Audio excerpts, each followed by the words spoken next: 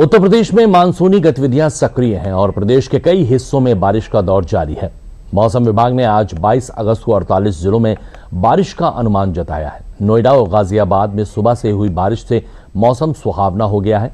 वहीं प्रयागराज समेत 7 जिलों में भारी बारिश की चेतावनी जारी की गई है।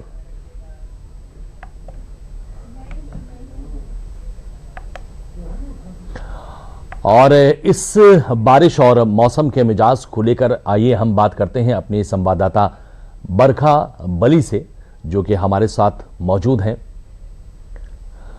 बरखा, सुबह से ही लखनऊ में भी लगातार बारिश हो रही है और आप छाता लगाकर इस समय स्क्रीन पे दिखाई दे रही हैं। क्या अपडेट है ताजा मौसम का, जरा बताइए।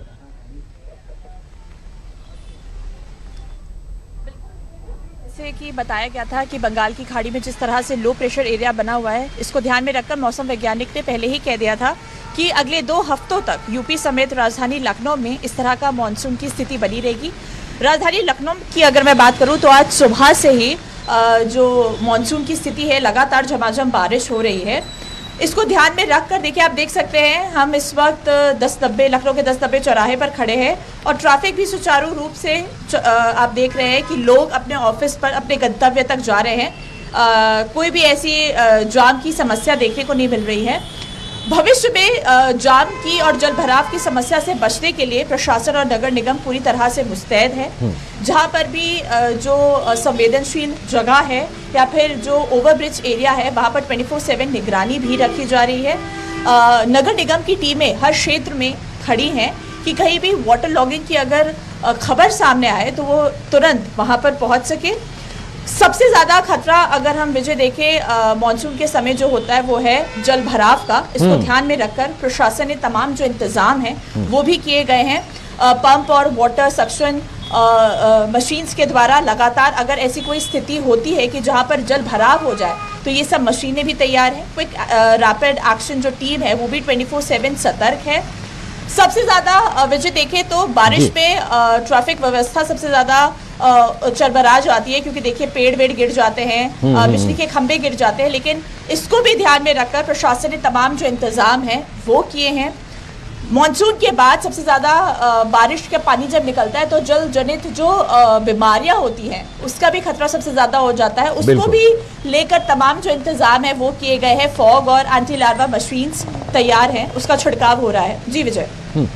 अच्छा, ये जो स्थिति है मानसून की, अब मानसून सक्रिय हो चुका है, ये स्थिति जो है प्रदेश भर में कब तक बनी रहने का अनुमान है? कुछ इसका अंदाजा है आपको? विजय देखिए, ये कहा गया था कि किस तरह से बंगाल की खाड़ी में लो प्रेशर एरिया बना हुआ है। मौसम वैज्ञानिक के अगर वो बताएं तो उन्होंने कहा था कि इस पूरे हफ्ते तक ये जो मानसून की स्थिति है वो बनी रहेगी। 25 से 26 तक इस तरह के बारिश के हालात बने रहेंगे। यूपी के जो 12 जिले हैं वहां पर रेड अलर्ट भी जारी कर दिया गया है। अगर हम सिर्फ लखनऊ की बात करें तो ये येलो अलर्ट पे आता है। फिलहाल अगर आप देखें तो आने वाले समय में भी इस तरह की जो नज़ारा है मानसून का देखने को मिलेगा। इसको ध्यान में रखकर ही जो प्रशासन है उन्होंने लोगों को सावधानी बरतने को कहा है। जितना हो सके लोगों से अगर काम ना हो तो घर में रहें, स्वास्थ्य का ध्यान रखें, बाहर ज़्यादा ना निकले, बाहर के खाने पीने को भी अवॉइड करिए। तमाम जो गाइडलाइंस है वो प्रशासन द्वारा दी जा रही है। फिलहाल अगर हम अपडेट की बात करें तो अगले हफ्ते तक इस तरह का जो मिजाज है मौसम का बना रहेगा। विजय। गरजने और चमकने के साथ वज्रपात की आशंका जो है वो भी शायद मानसून में जो है वो बनी हुई है, जिस तरह के हालात हैं। बरखा, बहुत बहुत शुक्रिया हमें इस मानसून के बारे में अपडेट देने के लिए। Thank you very much.